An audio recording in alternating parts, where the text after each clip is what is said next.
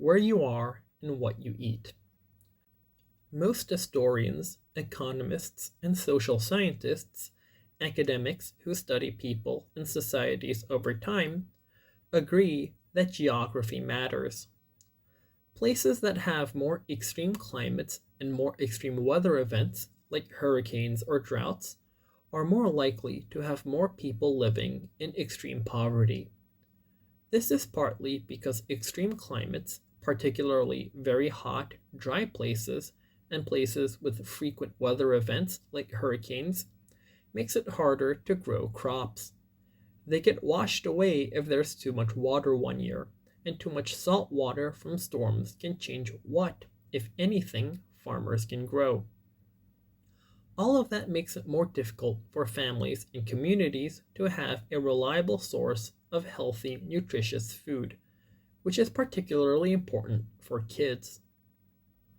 Worldwide, an estimated 165 million children under 5 are malnourished and suffer from stunting, meaning their bodies and brains are not developing at normal, healthy rate because they don't get enough food and enough of the right kinds of food to eat.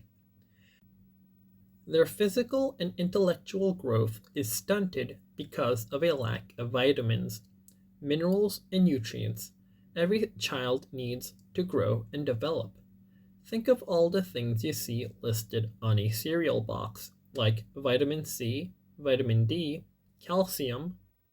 Many kids don't get any of those, much less all of them, in the amounts they need. Poverty and stunting are deeply intertwined. Parents living in extreme poverty are more likely to have children who suffer from stunting.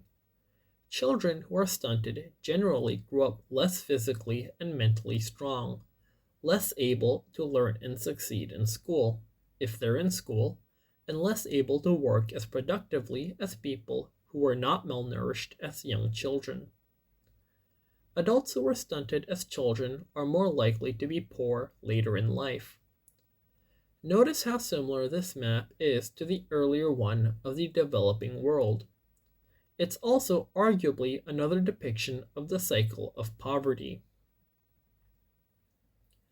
A country's economy is the sum total of all activity that involves money and resources. This includes what individuals and companies make, what consumers buy, and what people are paid. A strong economy depends on the strength of all these parts. The more money people earn from what they make or do, the more they can later spend.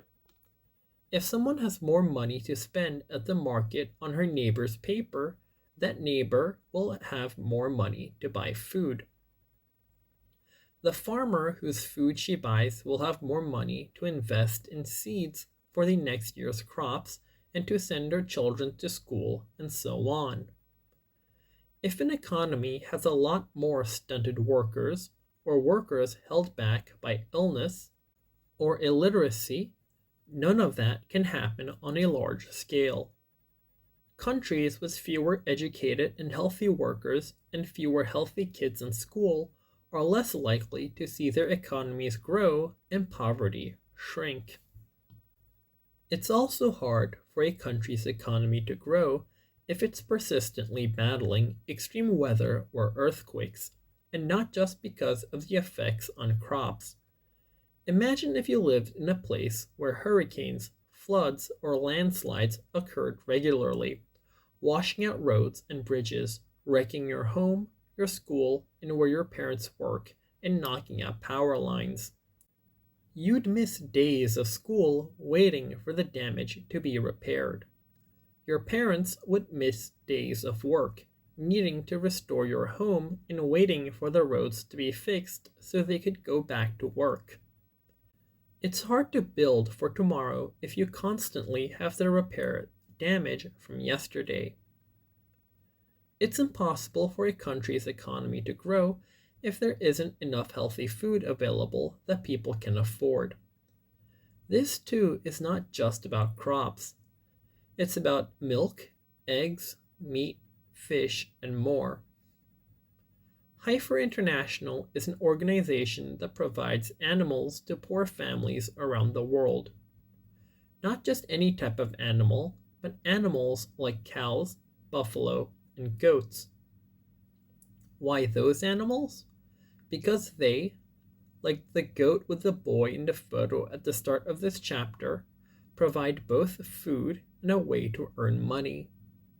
All produce milk that can help strengthen a family's nutrition, and excess milk that can be sold to increase a family's income and help the families who buy it improve their nutrition too.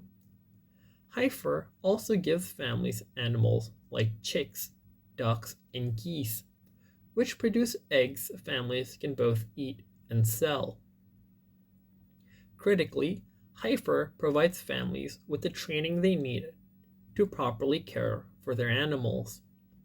And Heifer asks families who receive animals to give their first female offspring, because she'll later produce milk or eggs, to another family in their community.